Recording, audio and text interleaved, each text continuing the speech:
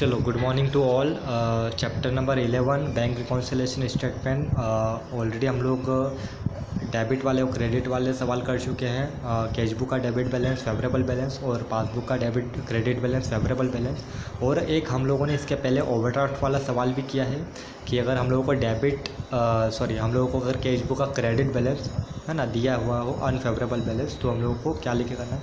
अब एक और हम लोग सवाल करते हैं जहाँ पर हम लोग को balance as per passbook 31 March 2019 को ओवरड्राफ्ट दिया हुआ है। अब हम लोग देखते हैं कि अगर पासबुक का ओवरड्राफ्ट है तो कैश बुक का ओवरड्राफ्ट हम लोग किस तरीके से निकालते हैं। तो from the following particulars prepare bank reconciliation statement as on 31 March 2019, balance as per passbook on 31 March 2019 overdrawn 80,000 है ना। पासबुक के अनुसार हम लोगों को बैलेंस दिया हुआ है ना। अब यहाँ पर अगर हम लोग बात करें पासबुक के अनुसार ओवरड्राफ्ट की बात, मतलब कि ओवरड्राफ्ट की बात हो रही है। अब ओवरड्राफ्ट हमारा क्या हो जाएगा, डेबिट बैलेंस हो जाएगा पासबुक का 80,000 रुपये। एक एक एंट्री को पढ़ते हैं, समझते हैं और उसको एंट्री करते हैं। Check drawn on 25 March 2019 but not drawn, मतलब कि चेक जो कि हम लोगों ने दिया है 25 मार्च 2019 को, but not presented for payment है ना। एक चेक जो इशू किया हम लोगों ने प्रेजेंट नहीं हुआ है पेमेंट के लिए टिल अप्रैल 2019 तक। हम लोग को 31 मार्च तक का इफेक्ट देखना है कि 31 मार्च तक का उसका क्या इफेक्ट होगा। चेक है 15,000, 5,000 और 8,000 के है ना। 3 चेक है जो कि हम लोगों ने 25 मार्च को इशू किए थे। 1 अप्रैल तक या अप्रैल तक उसको इशू प्रेजेंट नहीं किया गया है पेमेंट के लिए। तो अगर पेमेंट के लिए प्रेजेंट नहीं किया गया है तो हमारी इसका कैश बुक में क्या इफेक्ट पड़ेगा उसको हम लोगों को देखना है। तो कैश बुक में इसका इफेक्ट ये पड़ेगा कि हमारा कैश बुक में ऑलरेडी हम लोगों ने उसको एंट्री कर दी थी कि भाई 15,000, 5,000 और 8,000, मतलब टोटल हमारा पैसा कितना हो गया, 15 + 5 20, 20 और 8 28,000 से हमारा पैसा ऑलरेडी वहाँ पर क्या हो गया है। हम लोगों ने हमारी कैश बुक में क्या कर दिया इसको है ना, वहाँ से लेस कर दिया था। तो यहाँ पर जब वो प्रेजेंट नहीं होगा पेमेंट के लिए तो हम लोग उसको क्या कर देंगे, यहाँ पर ऐड कर देंगे कि check issued but not yet presented for payment, मतलब कि हमारा जो पैसा है कैश बुक के अनुसार अब ऐड में बताएगा। ठीक है, तो 28,000 हमारा पैसा, हम लोग इसको तीनों को टोटल करके लिख लेंगे तो ये हमारा ऐड हो जाएगा check issued but not presented for payment 28,000। ठीक है, नेक्स्ट एंट्री है interest on bank overdraft not entered in cash book 2000 है ना। ओवरड्राफ्ट के ऊपर जो इंटरेस्ट हम लोगों का चार्ज होता है, अब ये इंटरेस्ट हमारा चार्ज वाला है क्योंकि ओवरड्राफ्ट मतलब नेगेटिव बैलेंस तो हमारा जो भी पैसा चार्ज होगा वो कैश बुक में इंटर नहीं हुआ। अब कैश बुक में इंटर नहीं हुई है मतलब कि कहीं ना कहीं हमारा पैसा जो है वो थोड़ा सा कम बता रहा होगा है ना, नेगेटिव में कम बता रहा होगा। तो इसको हम लोग क्या करेंगे, लेस कर लेंगे।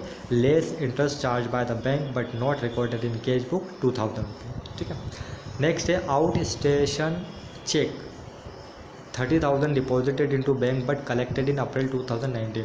एक 30,000 का हम लोगों ने चेक डिपॉजिट करवाने के लिए बैंक दिया है लेकिन कलेक्शन उसका हुआ है अप्रैल में, और हम लोग तो 31 मार्च की बात करें तो 31 मार्च तक का उसका इफेक्ट ये होगा कि 30,000 का जो हमारा बैलेंस है वो कैश बुक में क्या होगा, कम शो होगा है ना, कम शो होगा। तो 30,000 रुपये हम लोग क्या कर देंगे है ना, क्योंकि वहाँ पर हम लोगों ने एंट्री कर ली कि 30,000 से हमारा पैसा जो है वो डिपॉजिट होना था, अब नहीं हुआ है वहाँ पे। तो हम लोग कैश बुक में इसका इफेक्ट देखें तो कैश बुक में तो ऑलरेडी हमारा जो नेगेटिव बैलेंस है वो कम दिख रहा होगा 30,000 से। तो हम लोग क्या करेंगे, कम कर देंगे। तो 30,000 से हम लोगों ने इसको कर दिया कम। Cheque send for collection bank but not collected by bank 30,000 रुपये। ठीक है, नेक्स्ट है 10,000 insurance premium paid by the bank as per the traders standing instruction has not been entered in cash book.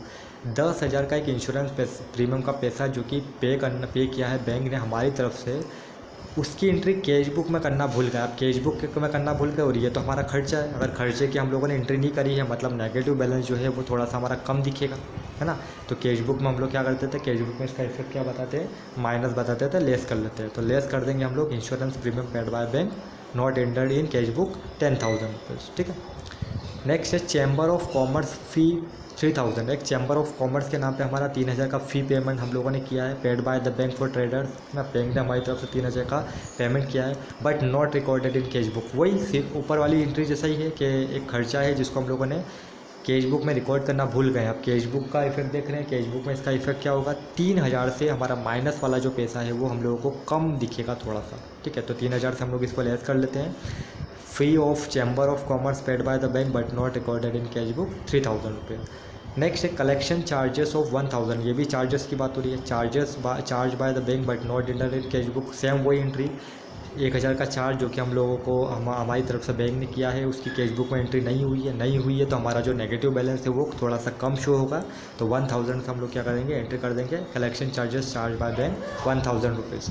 Bill discounted dishonoured but not recorded in cash book 5000, ठीक है। Bill जिसको हम लोगों ने डिस्काउंट मतलब कि discount किया था, मतलब कि हम लोगों ने मैच्योरिटी के पहले उसको ना बिल को हम लोगों ने बिल के ऊपर जितना पैसा था हम लोगों ने बैंक से ले लिया था वो डिसऑनर्ड हो गया। अब डिसऑनर्ड हो गया मतलब कि 5000 रुपये हमारी एंट्री माइनस में शो होनी थी लेकिन कैश बुक में रिकॉर्ड नहीं हुई है। फिर वही एंट्री करेंगे 5000 से हमारा पैसा जो माइनस में था, हमारा जो पैसा माइनस में चल रहा था वो 5000 से अब थोड़ा सा कम शो होगा क्योंकि कैश बुक में उसकी एंट्री नहीं हुई है डिसऑनर्ड वाले की। तो लेस कर देंगे discounted bill dishonoured but not recorded in cash book 5000 rupees, ठीक है।